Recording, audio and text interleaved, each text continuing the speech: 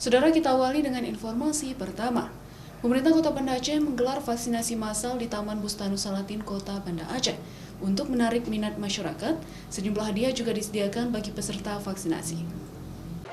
Pemerintah Kota Banda Aceh menargetkan peserta vaksinasi mencapai 500 orang. Namun karena adanya hadiah dan sembako berupa gula dan minyak goreng, peserta terus meningkat di lokasi pelaksanaan vaksinasi. Bagi warga yang memiliki KTP Kota Banda Aceh, maka akan mendapatkan sembako gula dan minyak goreng, serta hadiah sejumlah sepeda, kulkas, dan lainnya akan diundi untuk seluruh peserta vaksinasi.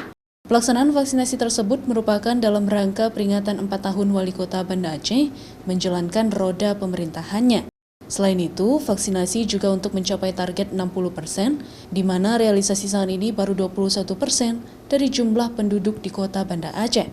Vaksinasi ini adalah dalam rangka kita menargetkan Banda Aceh mencapai 60%, yang saat ini kita baru mencapai 21%.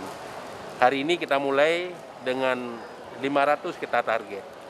Sayangnya, meski menerapkan protokol kesehatan di lokasi vaksinasi, sejumlah kerumunan warga juga terjadi di lokasi vaksinasi tersebut. Padahal Banda Aceh merupakan salah satu kota yang paling banyak kasus positif COVID-19. Syahril, Kompas TV, Banda Aceh.